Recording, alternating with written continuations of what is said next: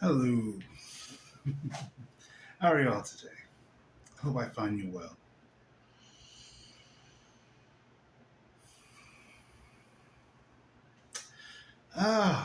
What to talk about today?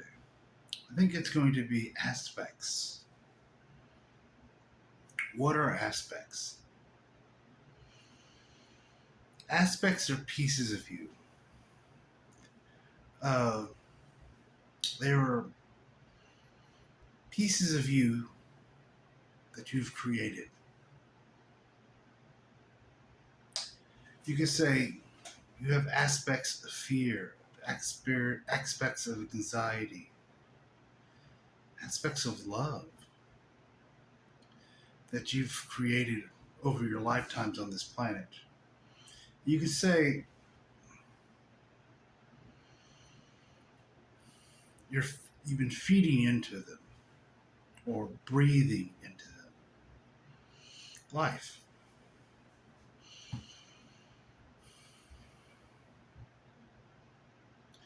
And it's not just this life, it could be other lifetimes are breathing all into that same aspect. The aspect of fear, the aspect of lack.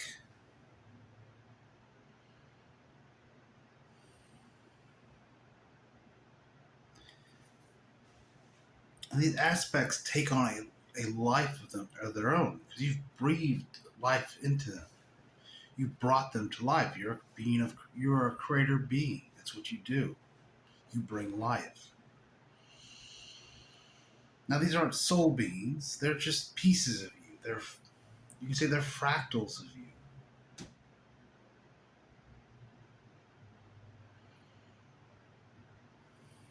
Now, well, the problem comes in you don't like most of these creations. Say the creation of fear. You created it. So fear is taking a life of its own. It's being fed into, by breathed into by all your other lifetimes, by this lifetime. It's where it gets all its energy from.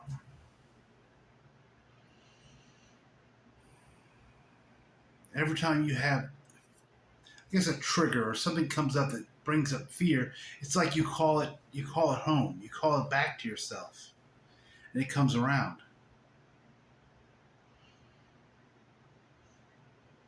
And you usually don't like it. Usually, oh fuck, you want to send it away as much as possible. It picks up on that. It picks up that this creation of yours, this thing, this energy that took on this responsibility because you asked it to. It did it out of a love for you, for you are its creator. Then you reject it. How do you think it feels?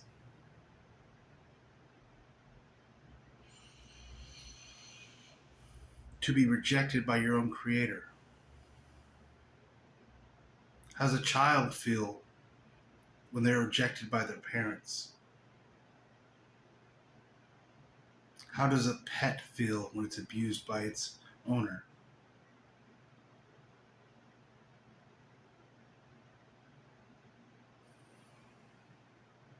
So you have all these entities that you've created. It's really what they are. They're pieces of you, aspects of you that you've judged unworthy of you, that you don't like about yourself. They're not very happy with you at the moment.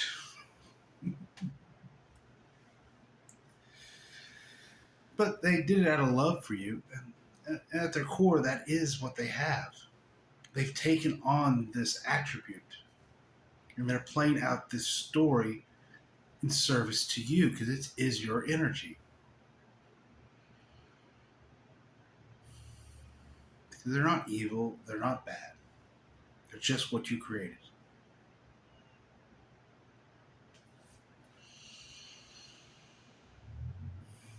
So when you come into realization, you start pulling all the pieces of you home. You bring all the different aspects that you've created, you have to bring them back. Some come back easily, some come back joyfully. Others, they're pissed. Go try and pat a dog that's been abused for a long period of time. It's probably going to bite you. It's not going to come in the house very willing. This is where acceptance is. Compassion. You have to show that aspect, compassion. You don't argue with it. You don't fight with it. You don't beg it. You just simply show it compassion. You show it acceptance for what it is.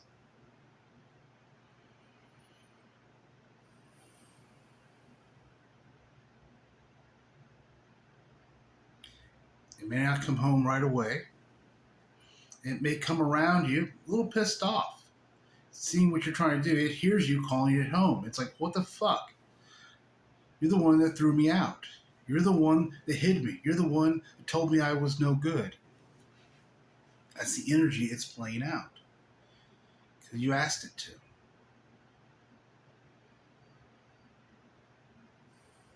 So show it compassion. Show it, oh, you're not angry with it anymore.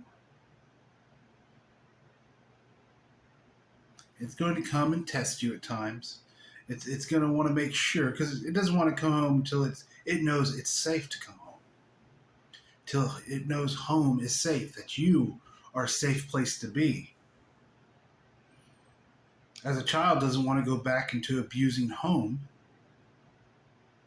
this aspect does not want to come back into you until it knows that you are truly accepting of it.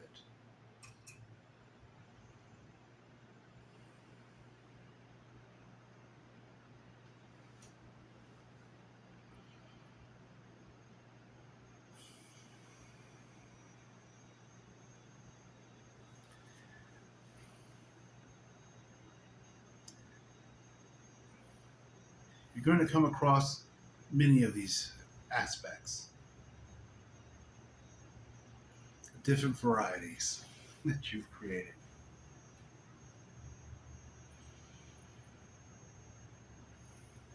You didn't do anything wrong. You didn't do anything bad either. You were just coming to an understanding of yourself. That's why you created these aspects. You knew that you would have compassion at some point and bring them home.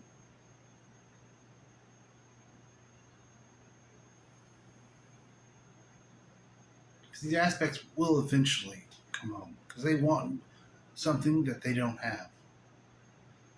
They want the soul. They want wisdom.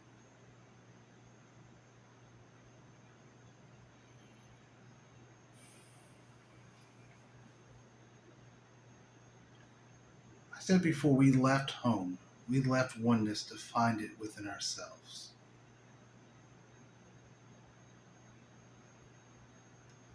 That's the new home within you.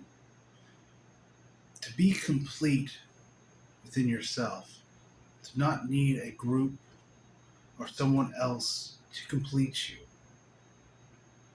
How many people get married because they need to be completed?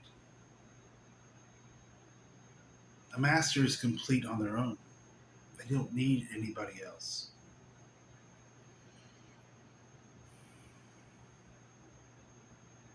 Doesn't mean you can't be in relationships, but you can't be in a relationship that is there only to complete you, only to be your better half, as they say. You're only seeking a better half if you don't have love for yourself. Because as you come into mastery, relationships have to change. This is one of the reasons I said you have to choose enlightenment over everything else. Because things are going to crumble. If you have a partner that isn't willing to make those changes, you're going to find your relationships fall apart. Because you won't be able to be with a partner who needs you to complete them. Because you'll see that they are complete. And it's just uncomfortable. It's a lie in a way.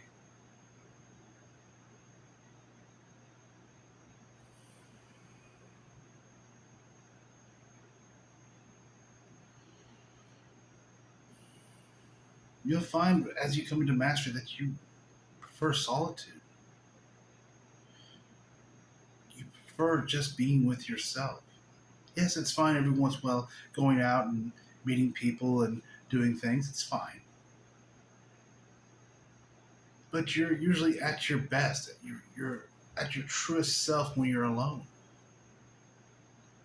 When you don't have all these distractions. You can just be with you.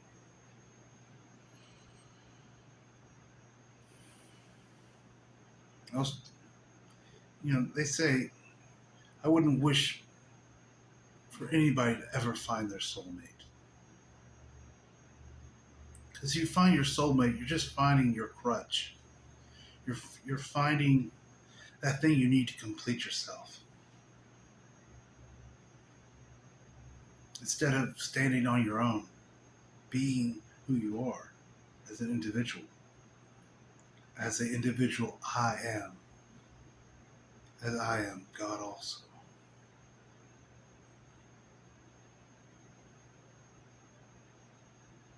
I know that's a difficult thing. It will be very difficult for some people. It's something they're not willing to give up. No, at first they're going to fight to hold on to it because it's what they've always done all these lifetimes, partnering, grouping up. You say in realization, there is no more grouping because you're not taking sides anymore. You're no longer. Yes, I may live in America, but I'm not really an American. I am simply I am.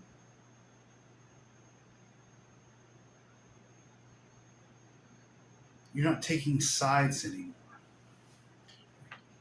And groups are all about taking sides. It's our group against this group. It's our team against this team.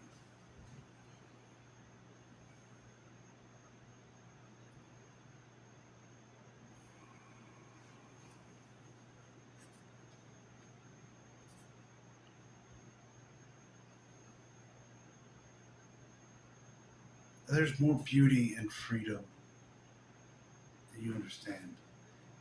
Perhaps even more than I understand at this moment. It's still expanding for me. It's still unveiling in a way, unfolding as the petals go, blossoming.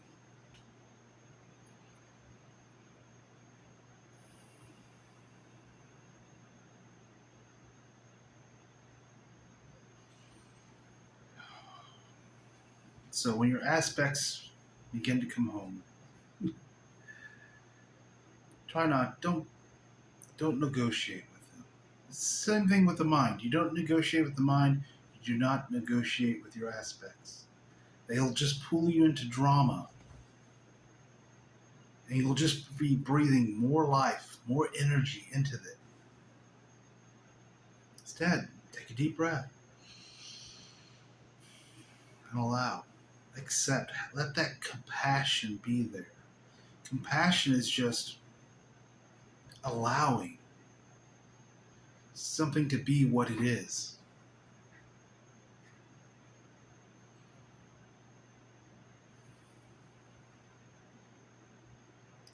Accepting things for what they are. People for who they are. One thing about I should bring up, I haven't really talked about it. When you're allowing, it doesn't mean you have to allow other people. You're not in charge of other people. You can't decide what they think or what they do.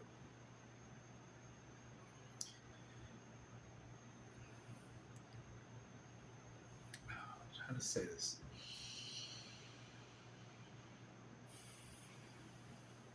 Other people have their own free will. You can't control them. Uh, this is a shared reality. So when you have energy bringing things into you and service to you, sometimes people may come around with it. I'm saying to allow the energies, allow what's happening, what is, but you don't have to allow people. You can tell them to go fuck off. You can tell no more. No, you can put boundaries on people. You can walk away from people. They're playing out their own stories. You don't have to get involved with their stories, with their drama.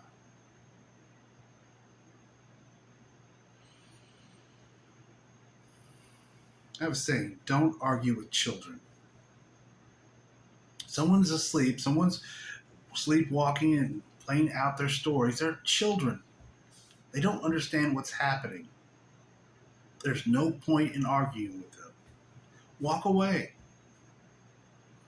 Say no more. Okay, we're done. That's your opinion. Fine. You can have it, but goodbye. You can do that.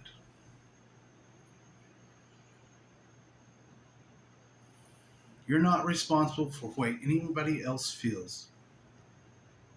And they are not responsible for the way that you feel. Show them compassion. Doesn't mean you have to be cruel or mean to them. Give them the same compassion. Compassion is just acceptance for who and what they are at this moment, for what they're going through in their journey, and allow them to do that. But you do not have to be a part of it. You do not have to fix them. That's not your job. They're responsible for that. Well, there's nothing broken with them, anyways. It's their responsibility to open up and become more aware. You cannot do it for them. A lot of times, if you try and do that, they will fight you on it. Because when you try to take someone's awareness into a more openness when they're not ready for it, it's like destroying their reality. It's destroying everything they know. It's the end to all their stories in a way. And if they're not done with those stories, they're going to have something in the back of their mind they might not even be aware of. It's going to pop up and say, oh, we're not done yet. We're not done with these stories. Stop this. That's why you can't force someone into awakening. They awaken at the proper time when they want to. When it is best in service to them.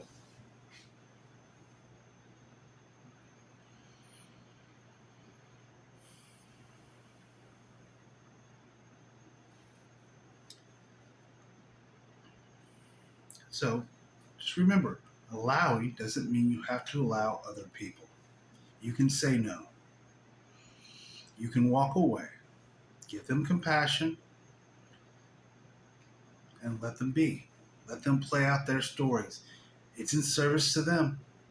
You may not see how it's serving them. You may not understand it. It doesn't matter.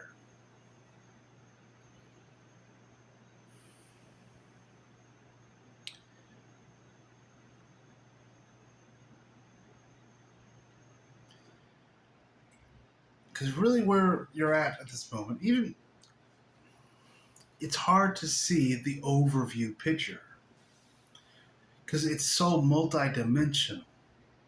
You don't know how this life is interacting with another life for somebody else. How what they're going through is in service to another piece of them.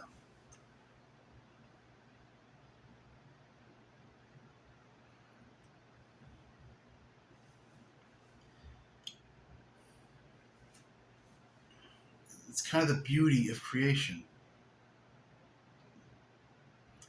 There's a symmetry, a design that's hidden in plain sight.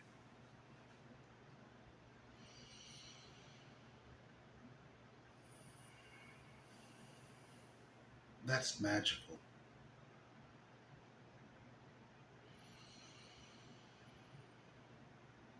Ooh,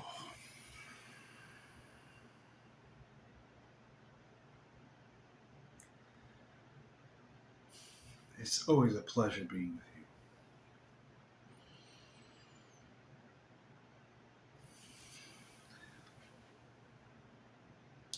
I think we'll leave it there for today. That's actually quite a bit to feel into. So just remember, every once in a while, when you're triggered or whatever, don't make a structure out of it. Don't try to plan it. I'm going to allow it this time today. I'll allow it at lunchtime. Then I'll allow it at dinner or whatever. Don't structure it. If you remember in the morning and you want to, Oh, I can take a deep breath and allow. If you forget, that's fine. If it's later on the day you get triggered by something, you get caught into it, then maybe an hour later you go, oh, I could have allowed during that. Just take that opportunity then to allow. Don't worry about it. You can't do it wrong. You know, there's this thing you're going to have to get to at some point where you stop beating yourself up. Where you stop going, oh, what the fuck did I do that wrong? Oh, fuck, I could have done that better. No. You can start feeling into that now. That is not needed. You just stop beating the crap out of yourself. It does you no good. It really doesn't. So just every once in a while, take a nice deep breath. Feel into that I exist. Give yourself that reminder. That's all it is a reminder. It's not a mantra. It's nothing of that nature. You don't need the structure. You don't need to sit in a certain position. You don't need to do yoga. You don't need to meditate for hours. These are all just distractions. Really, it's what they are. There's something to wear out the human till they can just fucking allow. I'm saying skip all the damn suffering, all the damn processing, all the damn systems, and go straight to allowing. That's really what we're saying, or what I'm saying here. You don't need it all. It's just a distraction. Meditation is just a practice. It doesn't do anything. Because it doesn't matter how well you can breathe when you're sitting in a room by yourself or with others. It doesn't matter. It matters how you're breathing when you're going into life. When you're living.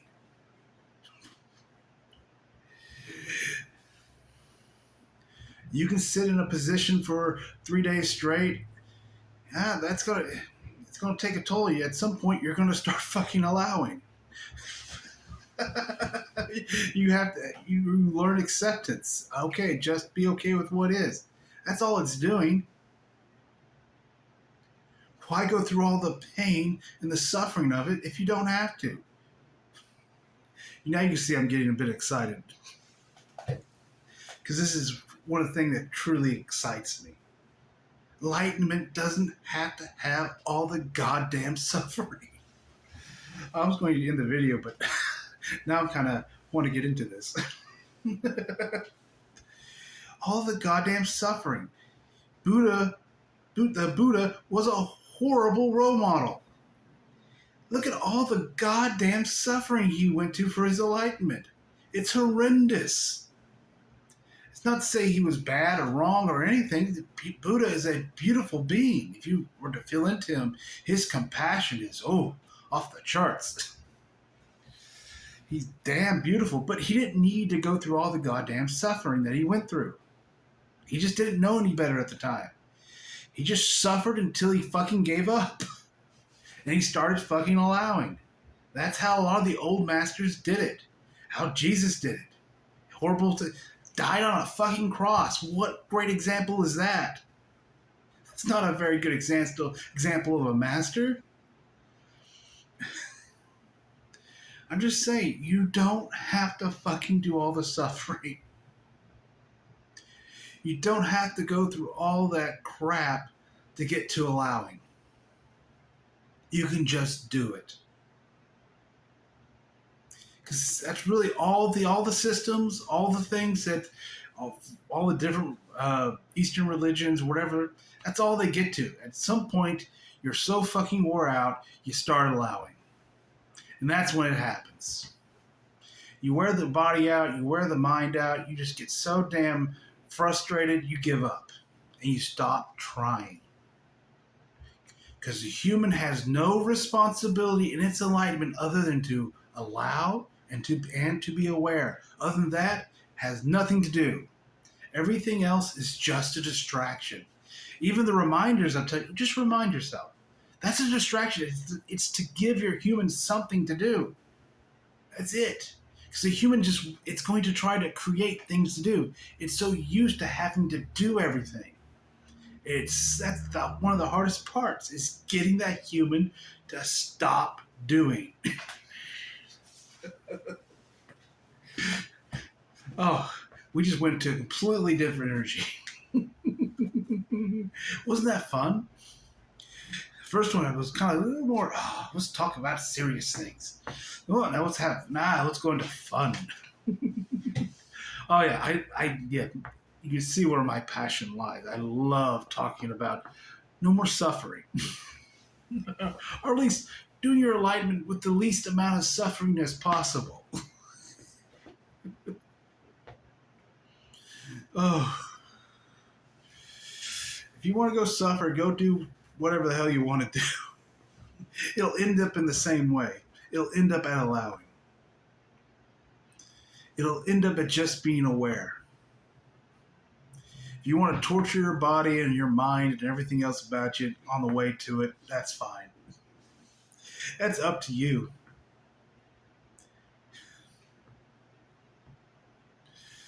Okay. I had my rant. It was quite enjoyable. You can see how I love it. Oh, you can see how passion changes you. When passion comes in, when you're doing something that is truly passion based, it's just a joy. There's no effort in it. There's no work in it.